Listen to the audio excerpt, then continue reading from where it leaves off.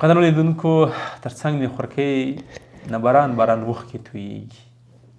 هغه خپل درد په ژړا کړه، هغه خپلې بېوسۍ په ژړا کړله، هغه خپل دې حالت په ژړا کړله چې د ماښام ډوډۍ ته ناست دی او تر څنګ یې ورور یتیم ورور چې لاس یې مکمل تک تور شوی. خورې ولې ژاړې؟ موږ وږي یو. وږي یې خورې؟ ډوډۍ نشته؟ نه. داسې وخت راغلی چې نهاره ناست وئ خورې؟ 3 شپې ناسته یم. ولې دې یو د اوبو له بواره. ولې دې دومره اوښکې په سترګو باندې راځي خورې؟ وږي یو.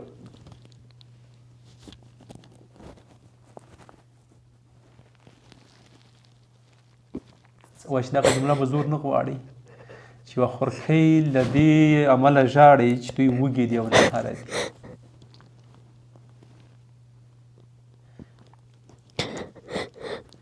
داسې څوک شته چې د یتیمانو اوښکې ورپاکې کړي؟ داسې څوک شته چې د دوی په کور کې یو څه نه څه رزق دوی ته ورسوي؟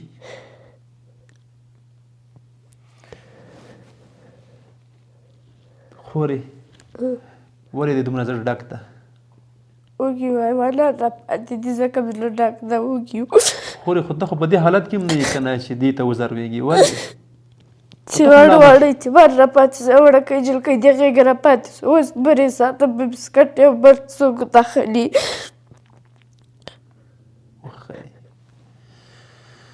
قسم په الله چې د دې اوښکې د دې فریادونه سړی لیونی کوي.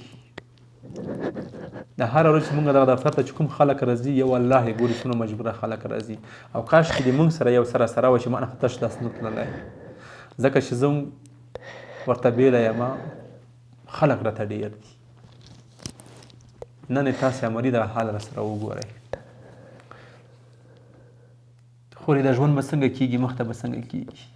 وخت خدا ولا خبر نه کېږي. ژوند نور نه کېږي. الله به ځانونه مړه کړو. الله کومک راسره وکړي. خیر ده خورې، خدای خو مهربانه دی که نه؟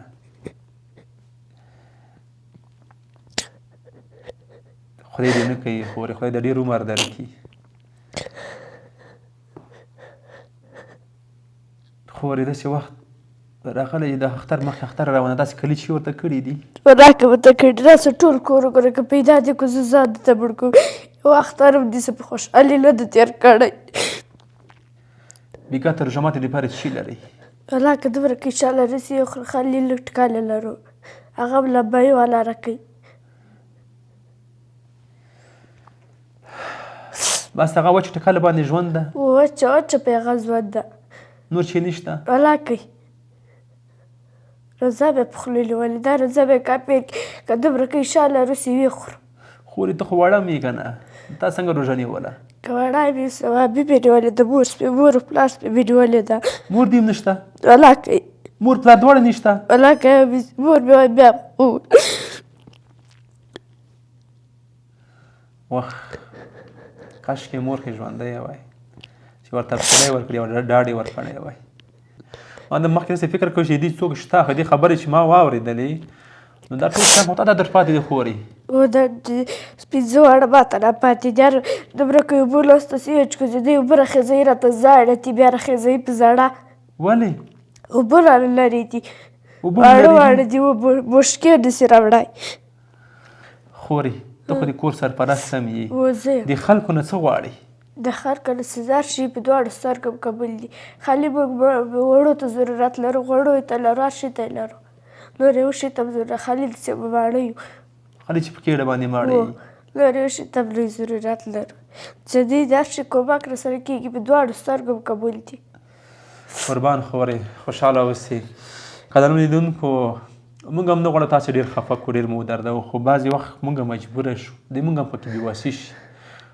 والله که مې هېچا باندې هم پیرزو وي چې یو انسان د موږ نه خفه شي وی دردوو خو تاسې پوهېږئ چې کوم دردونه موږ ته رسېږي او کوم فریادونه چې موږ اورو د دې کونډو یتیمانو باور وکړئ چې موږ یې هغه اخري حد ته رسولي ځکه چې موږ د زړه د درد نه اخته زړه مې درد کوي د دې یتیمانو د دې کونډو دغه ژړاګانې دې ته موږ اړوي بار بار تاسو سره دغه ویډیو شریکې کوو، تاسو سره کومک وکړئ. نو په دې هیله چې دا ویډیو سره شیر هم کړئ، کومک هم ورسره وکړئ، همکاري هم ورسره وکړئ. راځئ یتیمان دي، مور او پلار یې نشته، دا د کور سرپرسته ده، موږ تاسو ته ضرورت لري. خور یې په اخره کې بیا هم څه وایي دې خلکو ته، بیا هم دغه د تا ګوري، د خلک دې ګوري.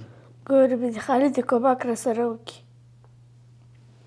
نو په همدې هیله دغه ویډیو موږ پای ته رسوو چې بل ځل دې خلکو سره موږ ښه پرېمانه کومک وکړو. تر بیا ښې چارې ښه وخت درته غواړم.